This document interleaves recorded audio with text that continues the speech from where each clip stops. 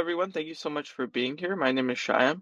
I'm part of the PhysiLink team, and today we have Dr. Walker as the resident or as the highlighted physician for this month. So, Dr. Walker is currently the medical director for the Division of Pain Medicine with Prisma Health. He's a native of South Carolina, completed his undergraduate studies at Wofford College in Spartanburg, South Carolina, where he majored in biology. From there, Doctor Walker attended the Medical University of South Carolina in Charleston, where he obtained his medical degree and completed a residency in anesthesiology.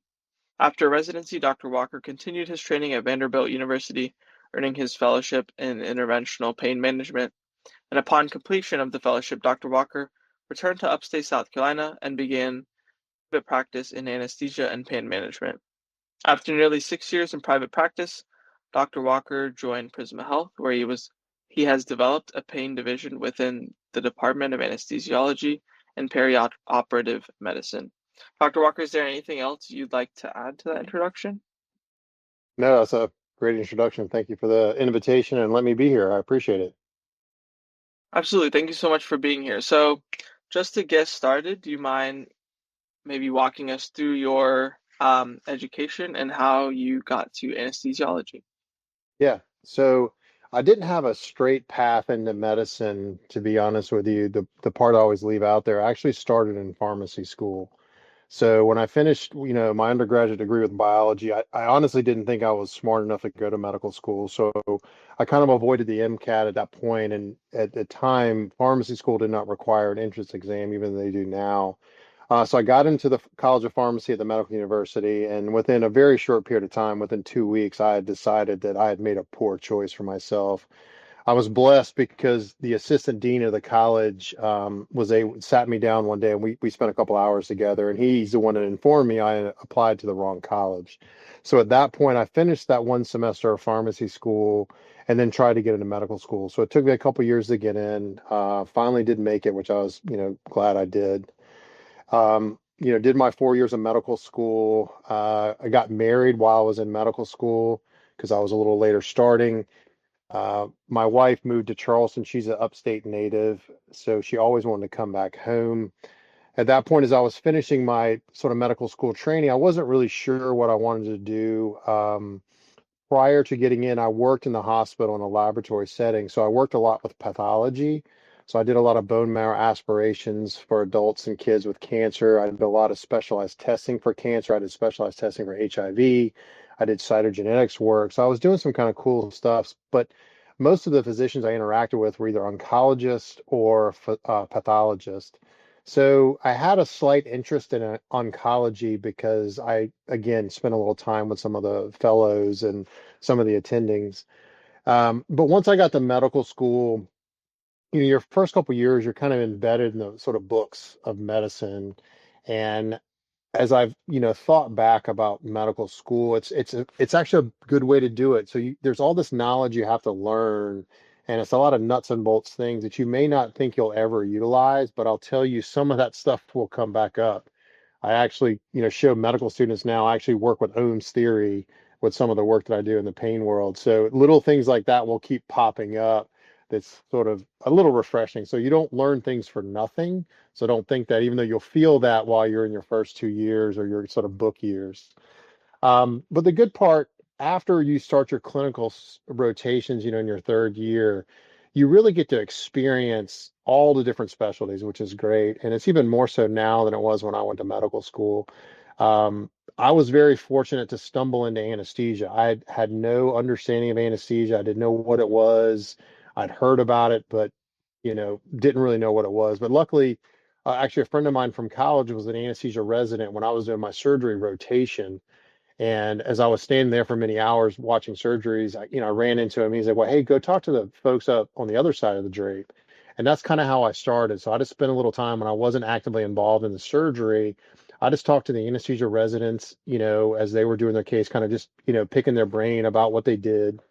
And I kind of got interested in it and I started learning more about it. And I was blessed to do a rotation in a very rural part of South Carolina doing anesthesia. And so they actually threw me right in there, and I just fell in love with it, and I haven't looked back since. But a lot of times people don't know what anesthesiologists do, and that's kind of by design. So I tell people if people don't remember me, then I did my job because the basic principles of anesthesia are to take a patient who we're essentially going to do something really bad to them called surgery, but I'm going to make them where they don't feel it, they don't remember it, and they recover from the surgery. That's essentially what we do. Now we kind of look at the world a little bit different than a lot of physicians because we have to understand the surgical side because we have to help that surgeon in what he or she is doing and making the environment for the patient applicable to what the surgeon needs. And I'll kind of talk a little bit about what that means in a second. We got to take care of the patient. So, like I said, so they don't remember it, they don't feel it, and they recover from it.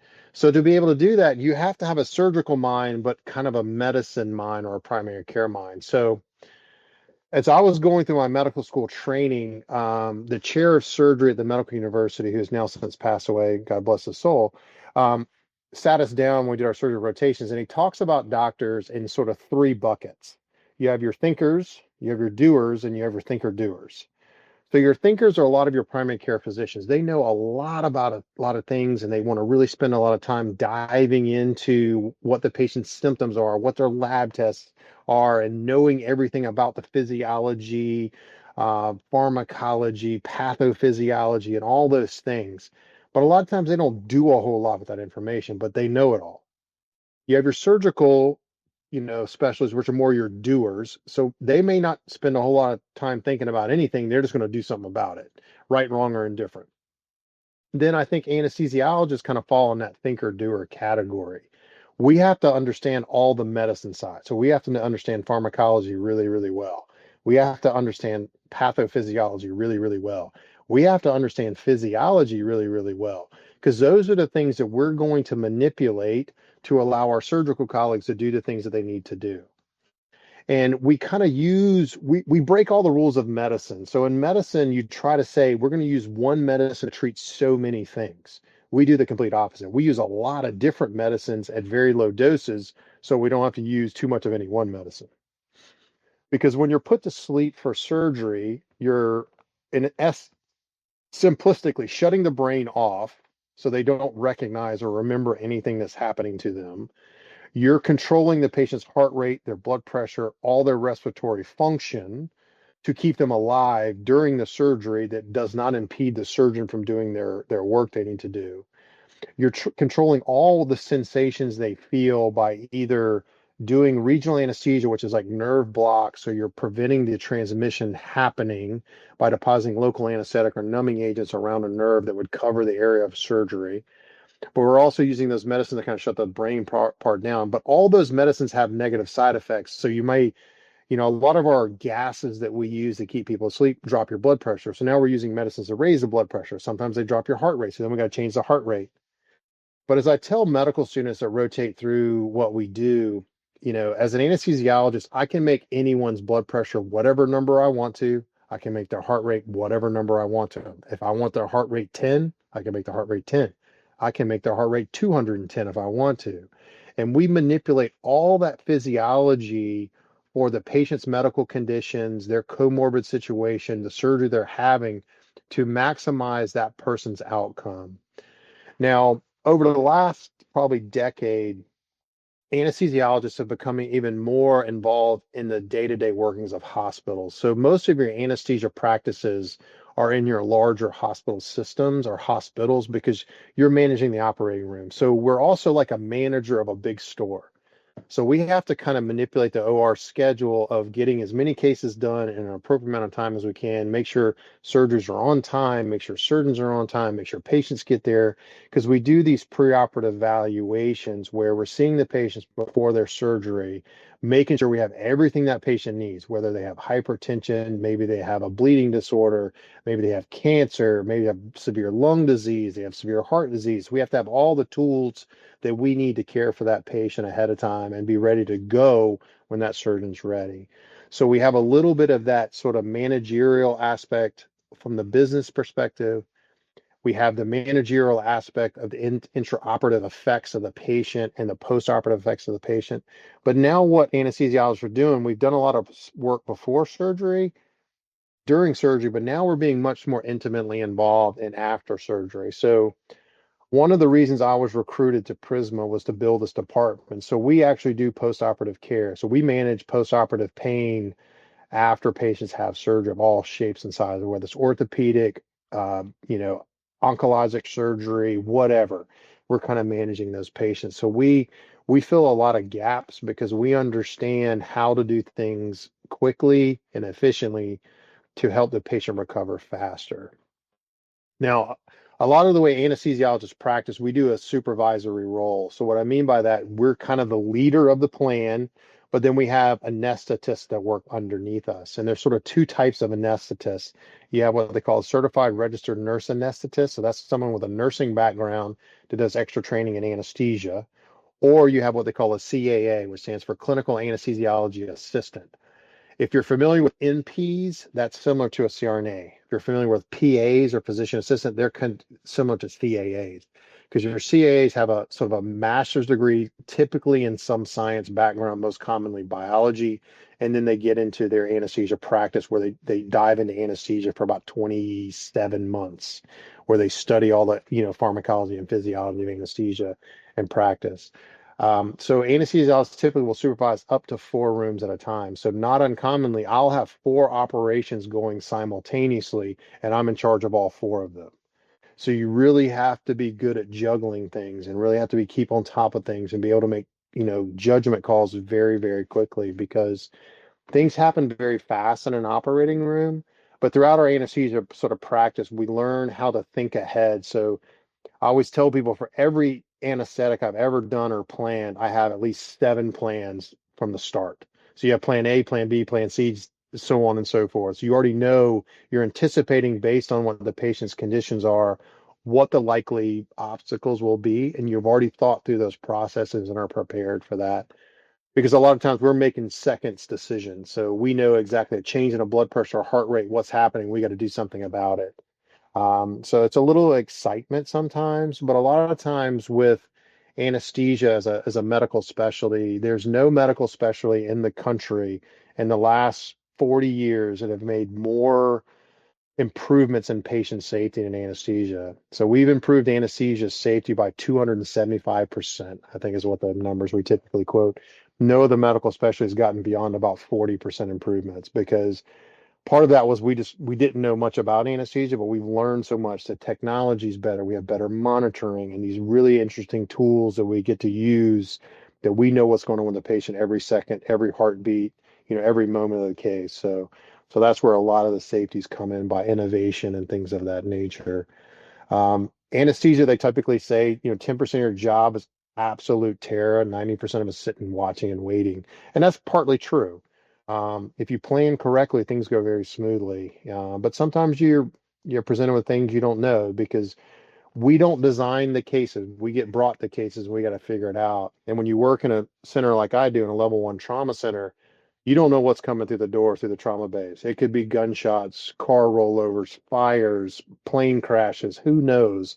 And you just don't know what you're going to get. You got to be ready to kind of get up out of your seat in a moment's notice and make something happen. So, and I swear I've seen it all or experienced it all at some point from bullet holes through the aorta, bullet holes through the heart, lungs coming out of the chest, people not having a face because they got blown off by a shotgun. I mean, all these kind of wild experiences, unfortunate car accidents where patients broke almost every bone in their body and things of that nature and having to kind of deal with that kind of stuff, including doing liver transplants, organ harvest, all those kinds of things I've experienced at some time in my life.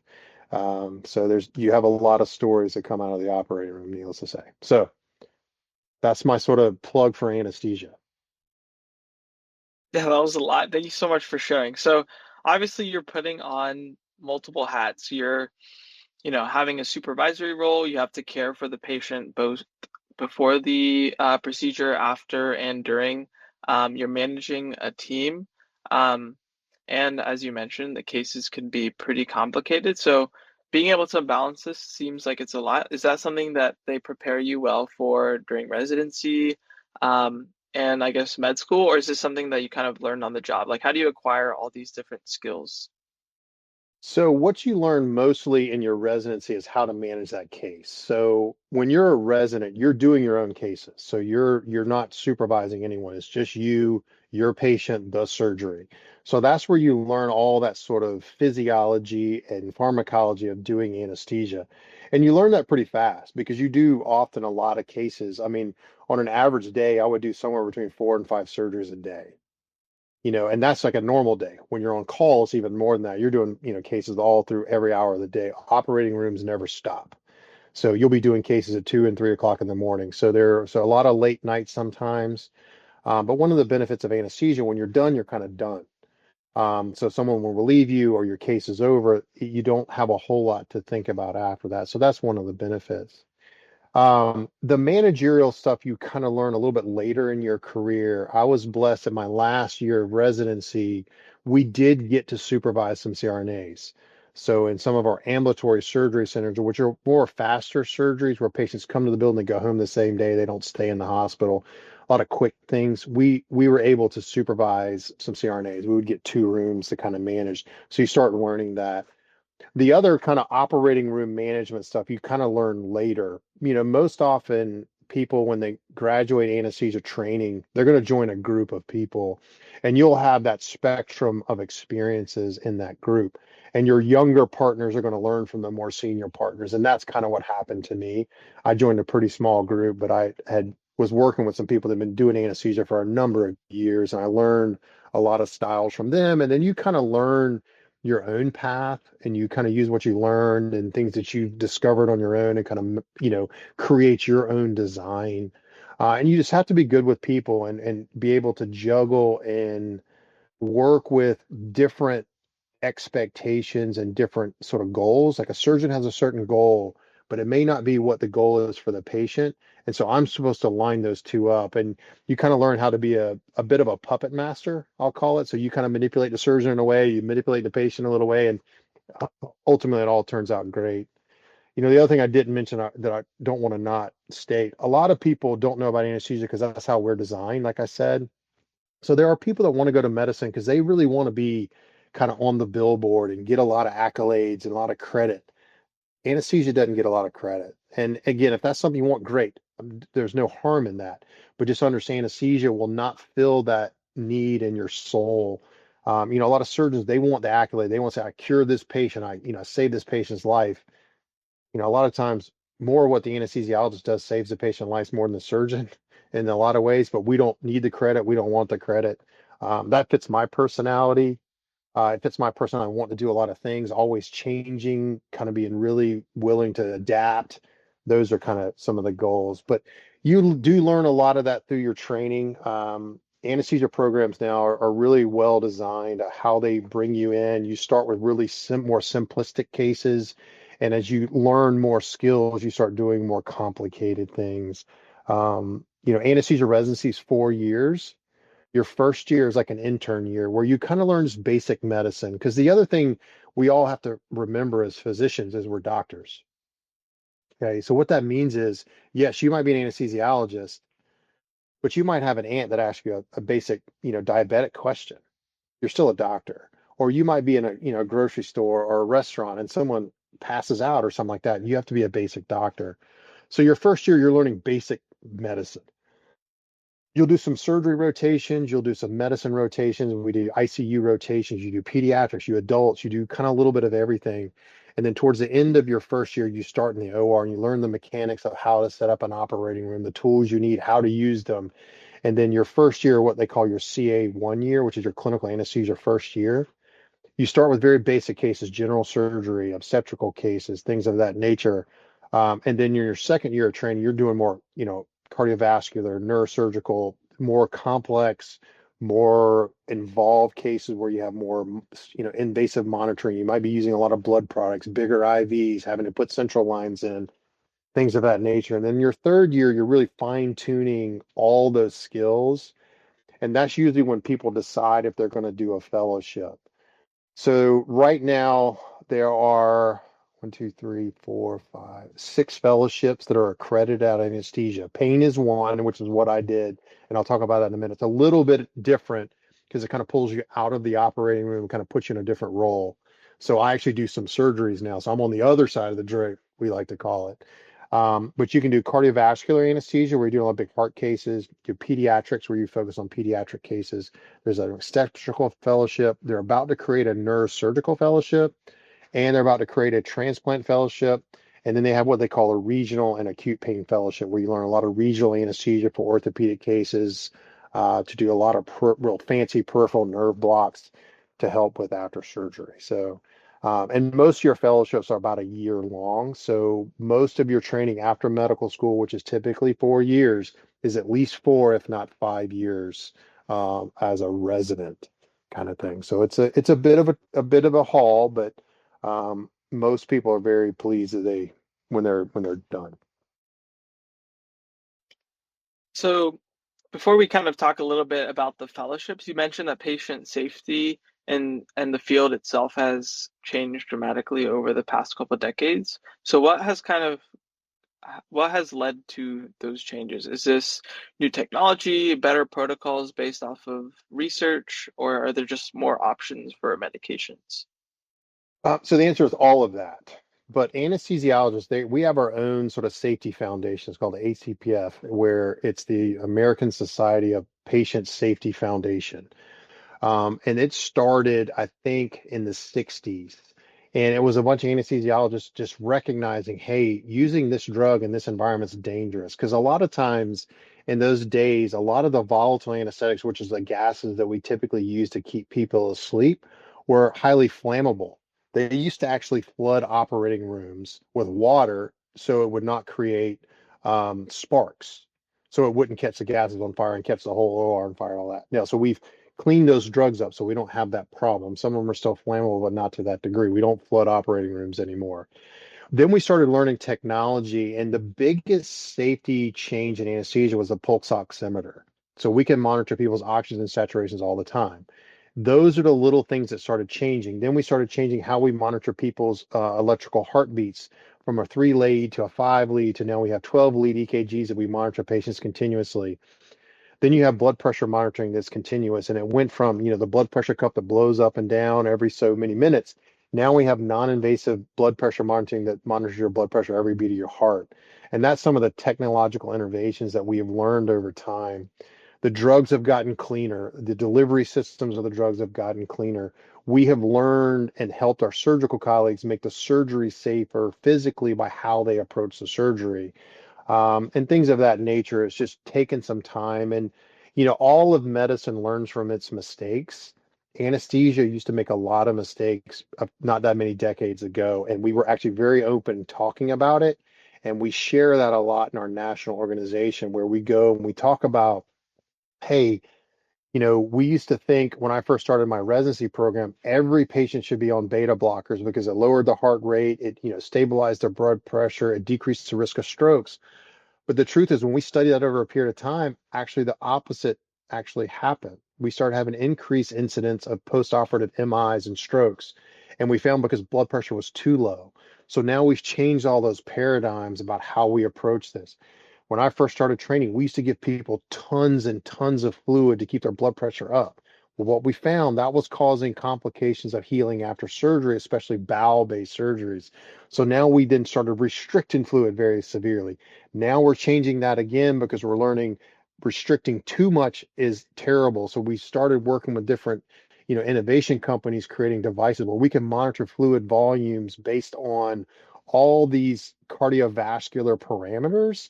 So we understand fluid status better. So we're actually giving people a little bit more fluid than we used to, but not where we used to just flood them, so to speak. So we're just learning from all these pieces, and we're working with surgeons, understanding what they see after their surgeries, maybe 24, 48, 72 hours afterwards, and then taking that information and then retailoring what we do in the operating room so we don't negatively impact that day 3, day 4 of the recovery. But that took a lot of communication, a lot of humility, saying, wait a second, we might have done that wrong. Let's rethink this. So it's been really kind of exciting, really starting in the early 1990s when a whole bunch of things started changing how we deliver anesthesia. So, So what would your role be in contributing to this? And how do you kind of stay up to date on all of this? Are there conferences that you attend, research that you contribute to? As an anesthesiologist, what do you do every day to contribute to this? Well, some of it's personal motivation, right? One of my goals and something that I was challenged with as a resident, they told me if you do the same thing in 5 years, you're not doing the right thing because medicine is always changing. Now, yes, we, like every medical specialty, have to keep up with continuing education. So in the state of South Carolina, to keep a medical license, you have to do basically 20 hours of education every year. So you renew your medical license every 2 years. So it's 40 hours of continuing education. Most of it is sort of specialty specific. So in anesthesia, there are multiple major conferences every year. There are specific cardiovascular conferences, there's neurosurgical conferences. You'll have pediatric anesthesia conferences, but we have a national, the ASA, which is the American Society of Anesthesiologists, which is actually an international um, group. And we have the major annual meeting. So it's usually in a major city. So this past year was in Philadelphia, and you'll have about anywhere from since the pandemic, it's been about 10 to 15,000 people attend. And there are hundreds of lectures all day about different things from professional education to specific pediatric case education to pulmonary physiology education. So that's how we keep up with a lot of the updated information. And as a member of the ASA, our national organization, we get, magazines, we get updates. So we get it's a monthly magazine that as a member, you're given. It's called, Anesthesia and Analgesia. And that's where a lot of the research comes out in and gets published. But you really have to be a continuous learner to be a doctor because, like I said, medicine is changing so rapidly. And as artificial intelligence becomes more utilized in medicine, it's going to be more rapid. We're going to learn so much faster than we did 5, 6, 7 years ago because information is so much easier to manipulate because of the AI can sort of sort through so much data so much faster than we could not that long ago. But there's a lot of organizations out there that help physicians keep up to date. You just got to try. And it takes a little bit of effort, but for myself, as my career has evolved, as I've gone from being in the operating room to being more after the operating room, I use my fellowship, all the training that I had in that for both chronic and acute pain, and I use that to help in the hospital for our patients recovering after surgery. So I stay up to date with that. I do a lot of teaching on that. I do a lot of our, education for controlled substance prescribing, specifically focused on opioids, opioid overdoses. So I even have my own educational experience on addiction. I'm not an addictionologist, but I do a lot of addiction in my career. I'm actually doing an NIH study right now with methamphetamine abuse and some of the other medicines that I use in my anesthesia career. I've been able to make some linkages with my addiction colleagues and how we can collaborate together just from my learning, their understanding. We put some pieces together. So medicine is always evolving. It's always a learning environment. And people that want to learn, it's a great place. So there's ample opportunity to learn if you're just willing to listen, put your ear out there, read a little bit. You can get as much information as you want and then some. Absolutely. So, just a quick question about the fellowships. You mentioned that there's six of them. You mentioned cardiovascular being one, neurosurgical being one. So, are these just roles as a anesthesiologist under a specific surgical specialty, or is there something else to these fellowship or the role after fellowship? So what the role of the fellowship is, you become an expert in that specific aspect of anesthesia. So a heart surgery, so a bypass surgery, someone having a quote cabbage, right? Where people have had heart attacks and they're basically plumbing their heart. It's a very complicated surgery, and there's a lot of things you have to be able to kind of help manipulate to keep that patient safe and allow them to recover, like I've said a number of times. But you learn other tools. So you learn what they call TEE, which is transesophageal echocardiogram. So cardiovascular anesthesiologists get certified in that. So they're doing a continuous echocardiogram during the heart surgery, relaying that information to the heart surgeon saying, hey, we got some damage in the lateral wall. We need to rethink about, changing where the vessel lands and this kind of stuff to feed the wall. So they're doing a little more than what you would learn in your anesthesia residency. So you're doing the more complicated heart surgeries. Now, pretty much any anesthesiologist coming out of their residency would be able to do a basic, standard, uncomplicated bypass surgery, for instance. But there's some that there's people that get 7 and 8 vessels revascularized in heart. That's a big time surgery. You might get a bunch of revascularizations and 2 valve replacements. That's even a bigger surgery. So they're really learned a lot more expertise on the really, really, really complicated level surgeries. Same thing with pediatrics. You do a lot of pediatrics in your general anesthesia residency. Um, kind of thing. But when you do a pediatric fellowship, you're doing the most complicated cases, things that no one would want to touch and things like that because they're so difficult. And that's where your fellowships are. You just learn that next level of information and skills to take care of that very specific patient population. But more often than not, those same anesthesiologists will still be doing general anesthesia cases. So they don't just do that necessarily, which is a good thing. And so it gives you maybe a little bit of a marketing tool. Say, hey, I did a pediatric fellowship. That might provide you a better job opportunity in a very major metropolitan area if that's where you want to be, because you have an extra skill set than just a basic anesthesiologist. But you still can do all the basic stuff, but with a little extra benefit, so to speak, if that makes any sense. Yeah, definitely. And you mentioned pain management being a little bit different from the other fellowships. And then you also um, mentioned going into private practice, which I didn't really think was an option for anesthesiology and pain management. So can you go into what that fellowship looks like and what private practice looks like? Yeah, sure. So pain management is more of an ambulatory practice. So it's more of your sort of clinic-based practices, right? So you're seeing patients, as they're kind of moving around, trying to talk to them about this, that, and the other thing. Um, Working on their pain situation, whether, they've had fractures or they have some weird pain syndrome, they just have standard back pain, neck pain. And we do a lot of procedures for those patients to help them in their scenario. That's what that is. So it's different. You're not in the operating room. You have more control of your schedule. You have more continuity with the patient. So you get to know these patients a little bit more. And that's why a lot of people in anesthesia go into pain because they feel like they don't have as much connection with the patient, which is not necessarily true, but from the understanding perspective, that's the best way to think about it. And it's just a different skill set because you have to learn how to work with patients on a continuous basis versus like a short period of time where you do a lot of things to them and they move on to the next phase. So that's where that's a little bit different. The procedures are very similar. You do a lot of similar procedures in anesthesia, but we then take it to the next level. Affectionately, I tell people I put a needle in every part of somebody's body, from the top of their head to the bottom of their feet and everywhere in between for very specific reasons. Most of the time, you're not going to be doing that in your standard practice, if that makes any sense. I did pain fellowship because I was interested in it, because I saw patients coming out of the operating room in a lot of pain. And like, how do we change this? What do we do differently so these people don't have to experience this? And so that's kind of why I did it. I honestly never thought about doing pain full time, even though I've now transitioned into that, because as I've moved in forward of an administrative role, it allowed me to be more flexible in my scheduling than an operating room would have been. Um, the private practice in anesthesia is more complicated now than ever has been, but that's not any different than most medical specialties. Unfortunately, today, more physicians are employed by hospital systems than 10 years ago. Will it continue on that trend? I don't know. Medicine has done this decade after decade. It kind of goes up where everyone's independent, then everyone's employed, then everyone's independent, then everyone's employed.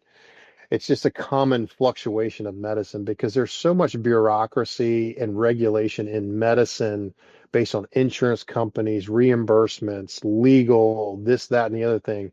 It's hard to keep up with that as a physician. It's very costly. So being an employed physician, which I am now employed, it takes a lot of that burden off of you, where you can focus a little bit more on healthcare, taking care of the patient, managing the day-to-day business of medicine, and not dealing with new reimbursement rates and new contracts and things of that nature. That takes a lot of time and a lot of energy. And that's why a lot of physicians do seek out employment models like that. But my initial practice was a small group of anesthesiologists that did some community-based hospitals where we would get personal contracts with that hospital to cover their operating room. And those contracts are based on how many operating rooms, were they 24/7, all those kinds of things is what the contracts are based on. We also, our practice had built a couple pain clinics. So I was actually hired to be the one fellowship trained pain physician to help expand our pain practices. And I opened two extra pain clinics in conjunction with our anesthesia practice. So I knew a little bit more of the business side from that perspective. And that's kind of what took me down the path of administrative roles. And that's why I got recruited to build this whole program at Prisma now. So I do deal with a lot of contracts now, but again, that was just my personal choice. A lot of physicians don't want to deal with that, and that's quite all right. I always tell physicians, don't be ignorant about how medicine is paid, bills, those kinds of things, because you don't want to be run over by hospitals. So you have to have an understanding, but if you don't want to do it, that's okay. There are people that can do it, and you may have partners that want to do it and support them doing it and those kind of things. We're probably going to see in the next 5 to 10 years, maybe a resurgence of people going back to private practice, but we'll see. A lot of that has to do with governmental regulations. And I mean, that's like a 6-day conversation, which I don't want to bore y'all because y'all would never want to go into medicine if we talked about it. It's more the frustration of being a physician and having to deal with the bureaucracy of healthcare, insurance companies, and what the regulations are.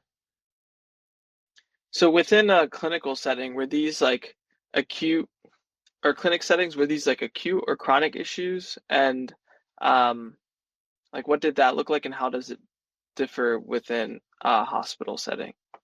Yeah, so it's usually both, more on the chronic side. So I'm sure you've known, family friends that had back pain and things of that nature. That's probably the most common thing we see, right? And so we're taking that patient, they come in to see us, man, my back's been hurting for this amount of time. I was or wasn't injured, whatever. And we kind of go through this whole differential diagnosis and physical exam and looking at imaging, studying radiographs, MRIs, and this kind of thing, and create some kind of plan for that patient to hopefully make those symptoms better so that person can go about their life and, keep working, whatever it is their goals are. So that's what it's more like versus the acute setting of we got a gunshot room rolling the OR. We need to put some big IVs in, keep them alive, intubate them, ventilate them, do all the things we need to do. So we're going to we work with that patient a more slower process than what anesthesia does, where you're bam in the room, case starts, case is over, patient's awake in the recovery room, now on their floor going home. We're going to kind of manipulate that patient's, medical situation over time because the things that we're dealing with don't go away like that. They take time, and you got to use some kind of medications in certain ways. We do different procedures for those kinds of things where we can put, steroid medication around inflamed nerves to try to calm them down. We actually do ablative procedures where we destroy nerves in certain circumstances. We can even do palliative care type things where we actually destroy major parts of the nervous system because patients have terminal cancer and things of that nature. So there's really fascinating things we can do. Some of the surgeries we do, like you do what they call a kyphoplasty for someone who breaks their back. We put implantable devices to help control what the patient feels. We can put implantable drug delivery systems to deliver drugs in different places for patients. We do some minor surgeries where we stabilize the spine. We implant wires all over the place to kind of manipulate patient sensation and things of that nature. So it's a very complex, and I will call it a newer field because we're learning so much today about pain. And I'm glad about that because pain before, not that long ago, was like just give them pain meds. Give them oxycodone, give them hydrocodone, and you all know what that led to. We had people dying all over the place, and so that wasn't the right answer. Those medicines have a very specific place, but not to be used ubiquitously. So we've had to manipulate pharmacology, physiology, doing different things to help the people deal with their painful situation so they can continue functioning. So that's where it's a little bit different. I'm working long term. I have patients I've been seeing for 14 and 15 years kind of thing, where in anesthesia, you might run into a patient a couple times, but not more than a couple times in their lifetime sort of thing. So it's a little different. I get to know I mean, I've got patients that send me Christmas cards and things like that, where in anesthesia, they don't even know who you are. So it's a little bit different from that perspective. So I guess pain management is, I guess more where you have to work on with these patients one on one, and then I guess a hospital setting is more acute. Um, would you say that that Did you go to the hospitals setting because of the challenges that came with private practice pain management? Or what drew you back to hospitals? That's a really good question. So I always like the acute nature of hospitals. I always like being in a hospital setting. It's just kind of more interesting to me because of the way my mind works. I'm always want to be doing something different. A lot of times in your private practice world, it's very routine, and that gets really boring to me. So going back to the hospital allowed me to do more complicated things than what you would do in private practice because complicated things are more time consuming and often pay less. But going back to the hospital, I didn't have to worry about that as much. I could focus on doing cool things and the more complicated things, dealing with more complicated patients. It also allowed for me, because I was being recruited as a director, I got to build it. I like building things like programs and departments. And so it made me use the things I learned about the business aspect of medicine and how to write professional contracts and work with insurance companies. I wanted to do some more of that because that was something I was just learning and I wanted to learn more. And that's not something typically you get in medical school. So that's definitely something I learned after the fact, and I wanted to learn some more. So that's what kind of led me down that pathway as well. So it was sort of two-pronged approach, more because it was something I was interested in learning more about, but it really kept me in a real advanced, complicated patient sort of collection environment, if that makes sense. Yeah, definitely. And what are the roles or what responsibilities does the pain division have within the hospital? And I guess what gap in the hospital did you fill with that? Yeah, so we fill what we call the acute, subacute, and chronic pain world. So acute is like you're right after surgery. That was something the hospital did not have. So that was one big gap that we were able to fill. So we were helping manage those patients as soon as they get out of the operating room, doing fancy things for them, manipulating drugs we were using and things like that to really help them recover faster. And we cut some of our length of stays as one of the hospital metrics down by days. So patients, when I first got there, if they had like a colorectal or some colon surgery, like they had colon cancer, they had part of the colon removed, those patients would almost stay in the hospital 4 or 5, 6 days after surgery. Now, sometimes they say 23 hours. So they're getting out of the hospital faster. Their bowel recovery is much sooner. They're recovering much faster. And those are things that we kind of help build platforms, programs, protocols, and things of that nature. And we were able to sort of use that. The subacute is still a little bit of a gap. It's these patients that have pain ongoing for a couple of months and what to do with them. We're starting to develop programs there to help them. It's a lot of times fracture patients, your elderly that fall and break their hip, they struggle for a couple months.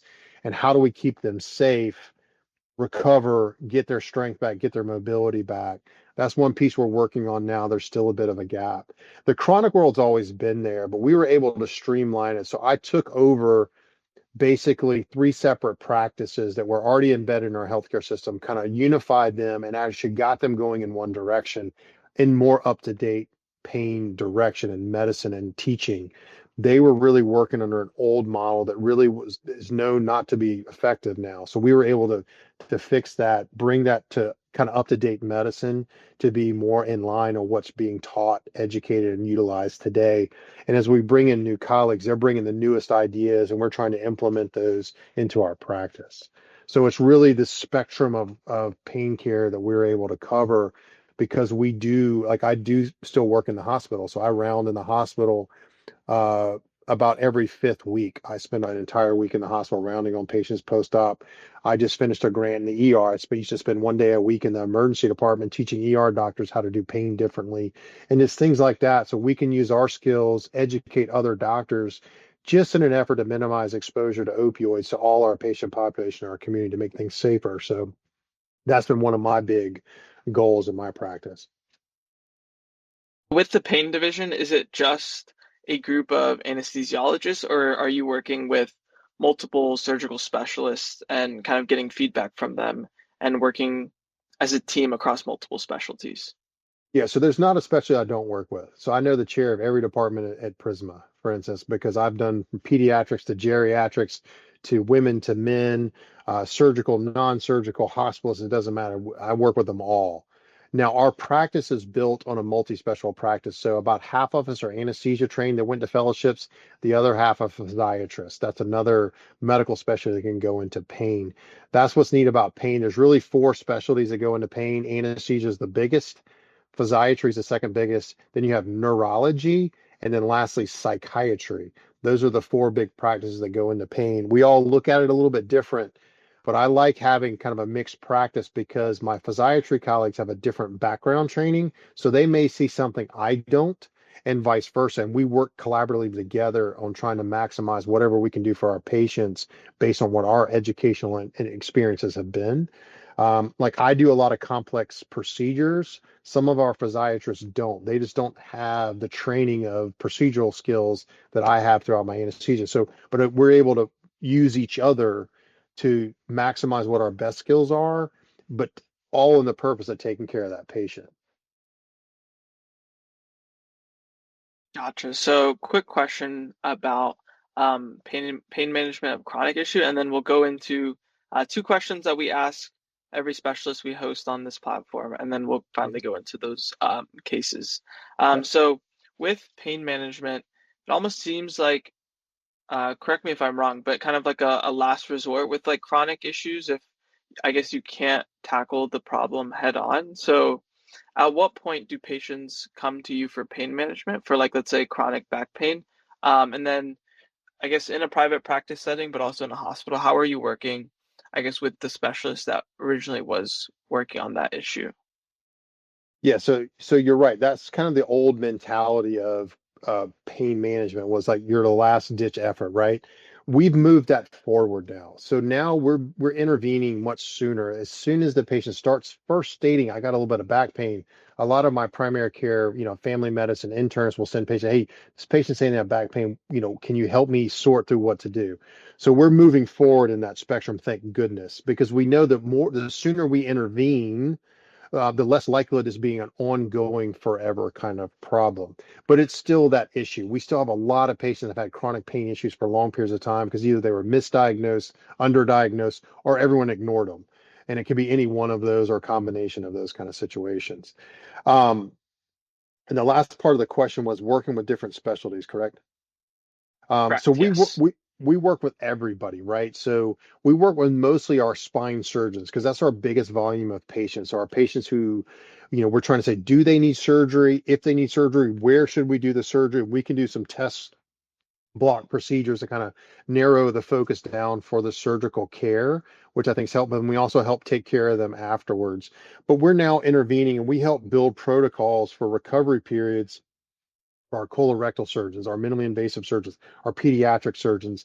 So I can help build their postoperative management from afar, just from my education and my experience. I then go to them and say, hey guys, let's not use this drug. Let's substitute it with drug Y, different dosage. We can get less side effects, quicker return to bowel function, for instance, and they actually recover faster. And that's kind of the other part where we fill in. We actually help change postoperative management because of what we've learned over the chronic phase, that if we can, you know, treat it more in the acute phase and it doesn't get to the chronic phase. And that's one of my big thing now is really how do we break that transition from acute pain that leads to chronic pain? How do we stop it before it ever gets there? That would be a massive medical improvement if we can get there. We're making some progress there, but it's really slow right now. Yeah, thank you so much for sharing. I think at least as a student, I didn't realize that there was such a dramatic shift in the field of anesthesiology, and wasn't super aware of kind of the new approach that's been taken. So thank you so much for sharing. These are two questions that we always ask every physician. So first question would be, what advice would you have for students in high school and undergrad looking for to pursue medicine? And this could be advice in how to perform well, but also like what specialties they should consider or what they want to do within medicine. So any advice that you have. Yeah, so the one thing I typically try to tell students, it seems to me, and I have two teenage daughters, one who's about to graduate high school and one who's a freshman in high school. There seems to be so much focus that you got to know what you want to do at a very young age. I would caution you with that. Go and experience some of these things before making a decision because you really want to get a really good wide spectrum of experiences before narrowing it down. But I think current culture pushes people to decide so early now, and that just kind of breaks my heart. Now, the caveat of that is understand if you do decide early and you get down the path and you make a mistake, it's okay. I'm the prime example. I thought I was going to go into pharmacy and I didn't do that. I made a mistake. That's okay. You have chances. So don't think if you get stuck, you're stuck. That's not true. You always can pivot. So don't be so anxious about it. But just you got to go into medicine with a very open mind. So as you transition, high school into college, you have to do well in school.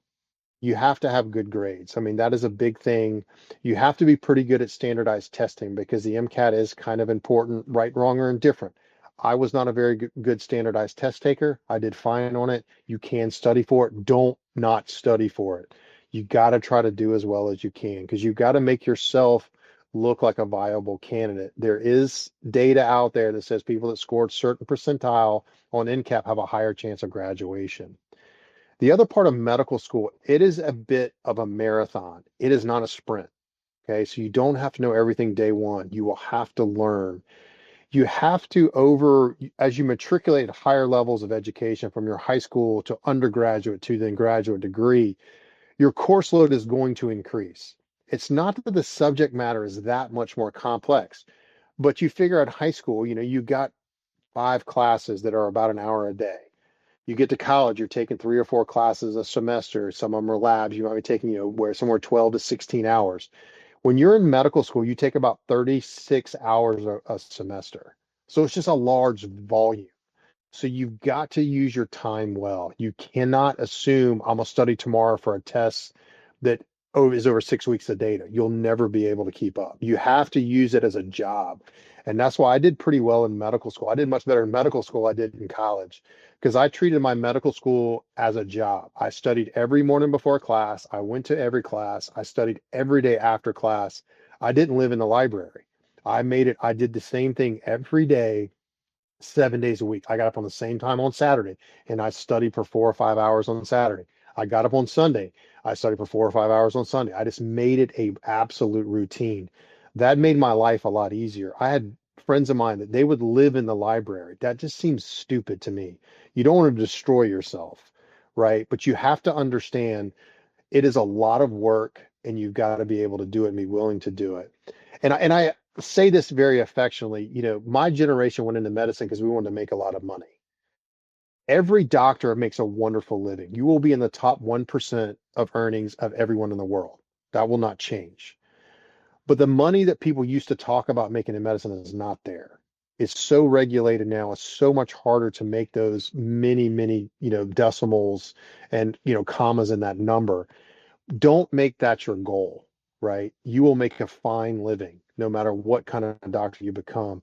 But you've got to be willing to give up a lot of your personal time because medicine doesn't stop. It's not Monday through Thursday, 10 to 2 with a 2 hour lunch break.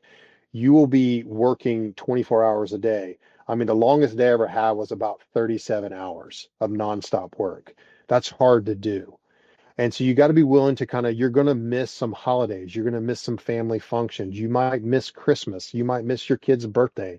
That's going to happen. But that's part of the profession because you are giving yourself to other people, i.e., your patients. But with that as a reward, we're given the rights to do things to people that if you just described it to some, average Joe, they're like, oh my gosh, that should be illegal. It is illegal for everybody but us. So we're given some pretty impressive rights to do things for people because we're supposed to be caring about them. And that's one of the things I always tell people. Make sure you're going in it for caring about patients and you really want to learn more and you want to help them and do all the things. So that segues me perfectly to the next question. So obviously within anesthesiology and just in the medical field in general, there's a lot of complications, and for you specifically, they seem to be pretty important complications. There's a lot of prep work and lots of hats that you're wearing. So how do you tackle work stress, having that work-life balance, and then how do you approach avoiding burnout? So number one, always tell the truth. Okay, you will have complications. I have had complications and I owned up to every one of them. I went and told the family, I told the patient, I didn't hide behind anything. I told them exactly what happened, what my thought process was, why, what happened, how I got there, what I was doing, what I was trying to accomplish, right? If you do that, it will really save you a lot of heartache. Now you're going to be exposed no matter what specialty you go into. You're going to be running into some really difficult situations that are going to really pull on your heartstrings, your moral compass, all that kind of stuff. That is part of it. One of the things that I have, you can't work all the time, and you've got to find some interest outside of your job, whether that's family, whether that's traveling, woodworking, whatever. One thing that I've done for my last probably 12 to 15 years of my practice, one thing I do every day is I will go for a walk every day, no matter what time it is, whether it's raining or not. That is something I enjoy. It's my time. I put my AirPods in. I might listen to a podcast, music, whatever. But it's about 30 to 40 minutes where I'm by myself and I'm just thinking about my day, reorganizing my thoughts, and it just helps me kind of sort of think about reorganize the process because things come at you at such a rapid rate you can't organize them well. But that's something that's helped me, and everyone does something different. A lot of people want to go to the gym, some people want to run, swim, whatever. Do some form of exercise. It's just good for you, your heart, soul, mind. It helps you organize your thought process. But you got to have some interest outside of the work part. And because we're all workaholics as doctors, because we give ourselves, but it's good to get away from it every once in a while. And you just have to do that. And if you go in with the right purpose, I don't think burnout's so much of a problem. The problem that I see with burnout, we as physicians are attacked from so many angles now because a lot of our social media culture assumes we're so highly compensated that we have 6 homes, 14 cars, all this kind of stuff. That's not true. So they're angry because doctors make all this money and why you don't even touch me. You don't even talk to me more than 5 minutes and all this stuff. So you get all this sort of negative sort of connotation with that. You're dealing with the pressures of employment of where hospitals expect you to earn so much, so they'll pay you what you get paid. So it's a productivity experience there. Then you're dealing with the legal aspects. You're always afraid of doing something wrong and you're going to get sued. Then you're dealing with insurance companies, all the bureaucracy, red tape you have to navigate. You just have to find a place to say, I'm going to do what's right, always do what's right, and you'll get on the other side of it. So one thing that someone told me in my residency, and somebody that's still a mentor of mine, and I cherish this person, but they told me, said, Kevin, if you would do this to your mother, you won't make a mistake. So everything I'm about to do to the patient, and I like my mom. You gotta like your mom. I'm a mama's boy. But if I would say I would do this to my mom, I can do it to the patient. That way I don't make that mistake. So it's little simple things like that I keep in the back of my head constantly running.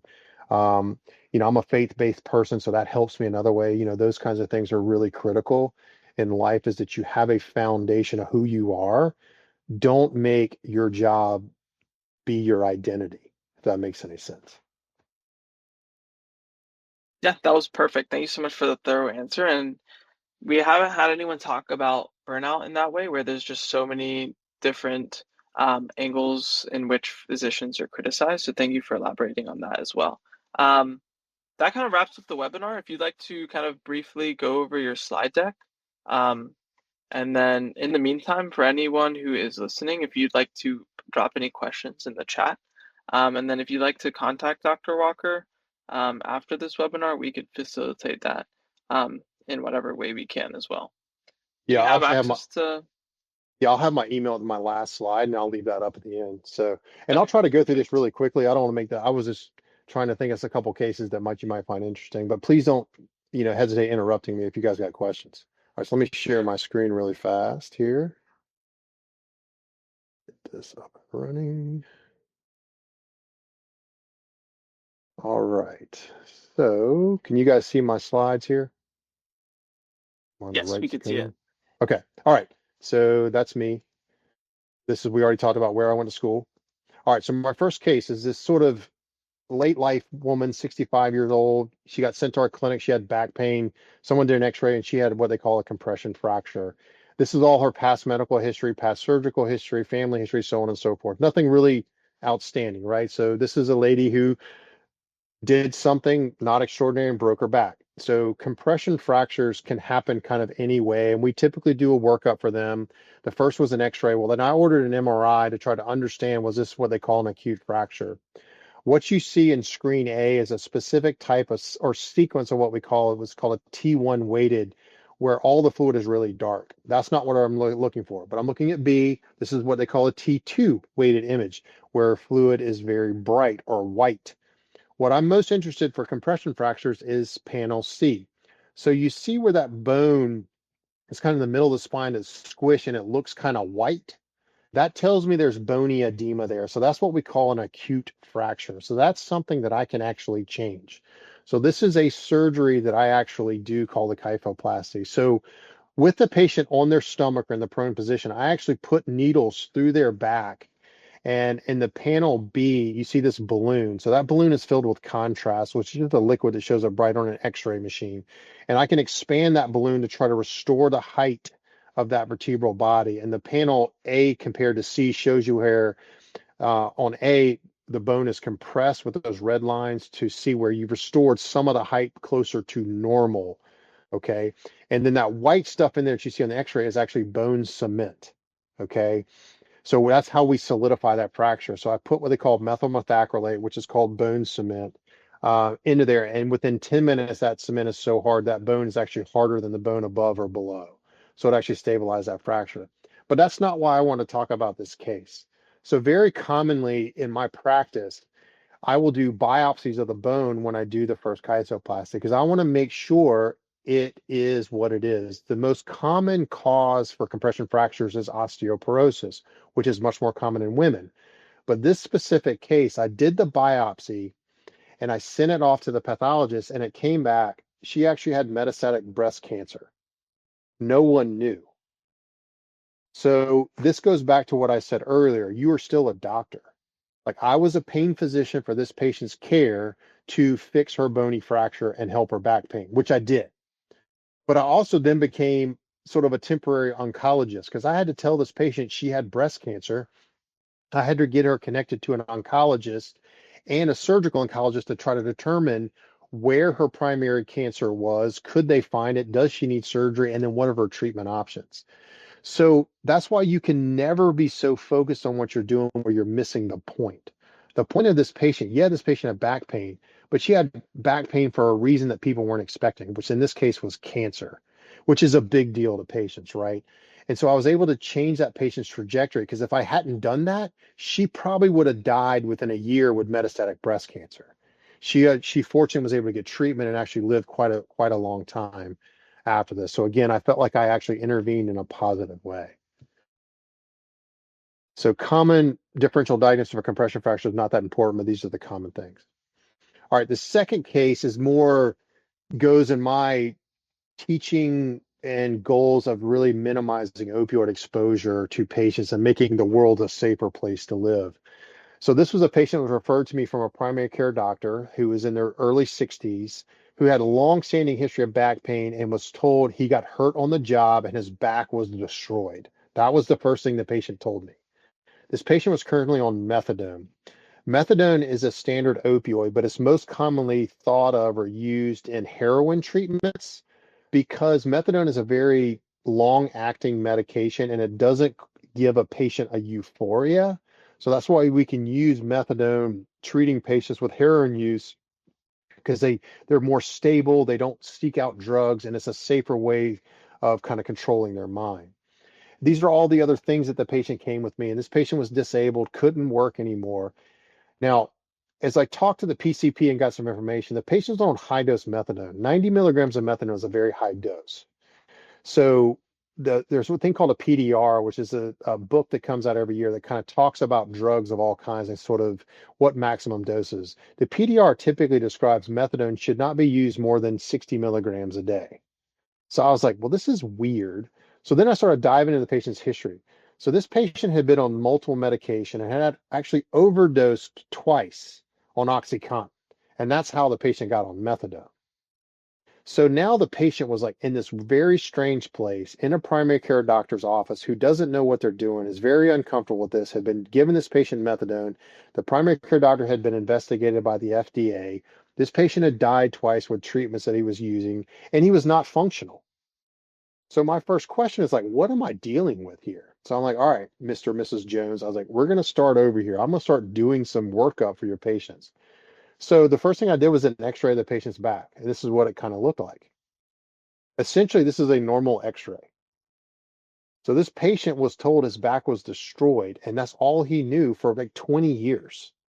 And he was on higher dose medicines that weren't working, that led to him overdosing twice and all this kind of stuff.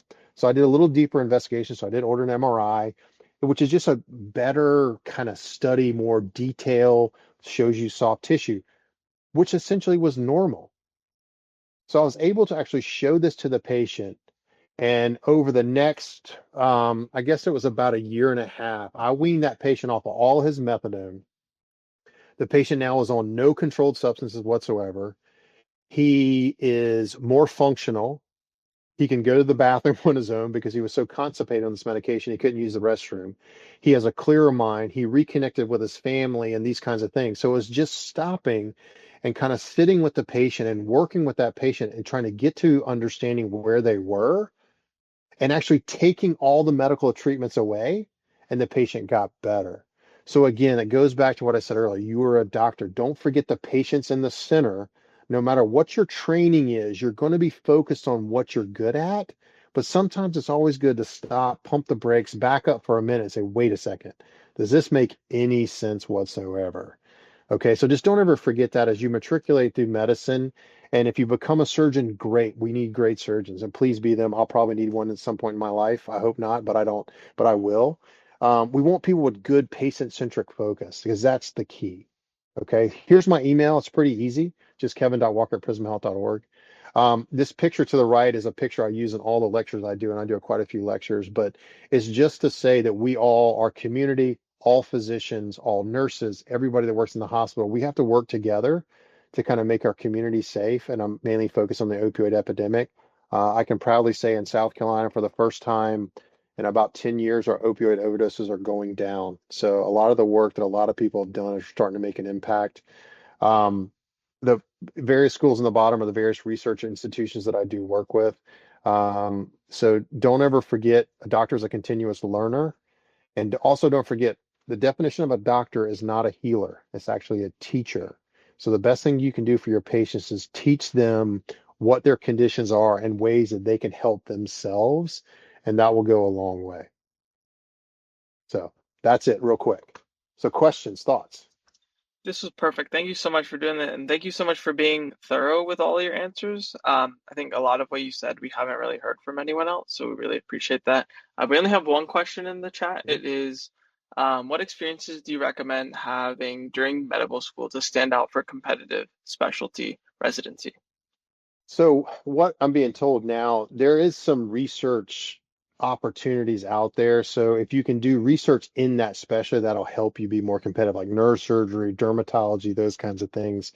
Having some personal experiences with individuals in those specialties helps you because you have to get personal references and letters written to wherever you apply. So it helps to have people that are currently actively working in that specialty to say, hey, I've worked with this person or that person, they're very focused, they have the right, a good head on their shoulders, they're doing this for the right reasons. That goes a long way. And that just takes, sticking your neck out a little bit, reaching out to people saying, hey, I'm really interested in doing neurosurgery, for instance, or anesthesia or whatever.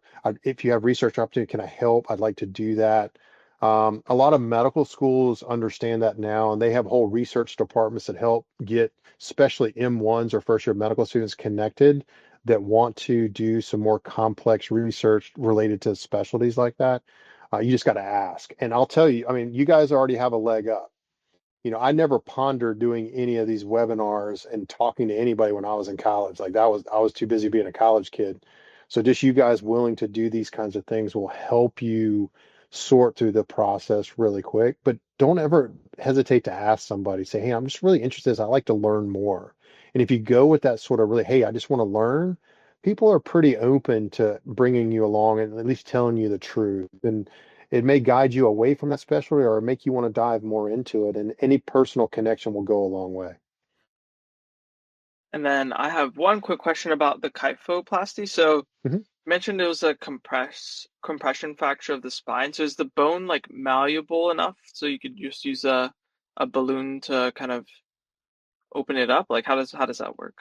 Yeah, so again, most commonly osteoporosis, the bone is soft, and that's essentially what osteoporosis is, just soft bone. So I actually take a needle and I use a hammer and I just hammer it through the bone.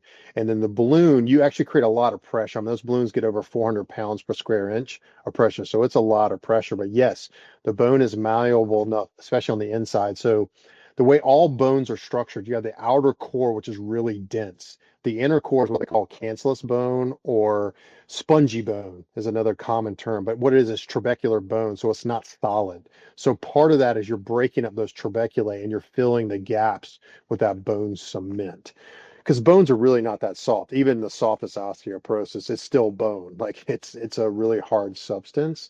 But these devices are designed to kind of work through those processes. Got it. And then for the second case, so the patient that was weaned off of medication did they ever have a back injury at any point, or they were just I don't know. I just mean, I have to believe what they said. They got hurt at work, but whoever told them their back was destroyed, I don't know where that came from. And that might have been the patient just putting that in their own head, right? Because one of the things in pain, nobody wants to be told the pain's in their head. Okay. But I'll tell you, all pain is in your head. If we didn't have a higher level of brain function, we don't experience pain. So that comment, as most people assume, that's derogatory, but no, it's the facts. Like all pain is in your head, kind of thing. And there are people that don't experience pain. Guess what? They don't live very long. Pain is a natural part of our life. We have to experience it. It does help us. There are some protective natures in the acute phase, not chronic phase. And that's one part of the miswiring of our brain that we're trying to sort through now to understand how do we get there, because it has no evolutionary purpose. A chronic pain patient does not live longer than somebody without it. And that's the thing about when we develop certain conditions, it's likely to get beyond some issue. There is no issue that chronic pain is getting beyond. It is an issue in itself. So there is some psychological components to all long-term pain issues, because that processing center of the brain deals with sleep, anxiety, depression, and pain. You can't separate those. So all patients with pain have depressive symptoms, they have anxiety symptoms, they have sleep disturbances. So you have to kind of work in a real global picture to kind of change any one of those. Also knowing if their depression gets worse, their pain's going to get worse, even though there's not a direct correlation there. And so that's where, pain physicians have to sort through a lot of those details with patients. And that's why it takes a little bit of time. But that's where educating patients with that, they kind of can learn. And I was able to show the patient, your back's fine, you're okay. And then he became less fearful. He was more willing to do some more aggressive physical therapy to get his muscular structure back in shape, do more exercising programs. And that's how he got better. He was just so afraid to do something. All he knew to was take a bunch of pills, which weren't really doing anything for him for the long term, is essentially what that came down to. yeah, I think it's really cool that you solved the problem by basically doing the opposite of what you would expect to have done. Yeah, that kind of concludes our webinar. Once again, thank you so much for doing this. I came in knowing almost nothing about anesthesiology, but you definitely gave us very good idea of what it is, and also brought a lot of issues on the healthcare system and the medical field to the table as well, and talked really cool things about that. So thank you so much for taking your time on a Thursday night for doing this.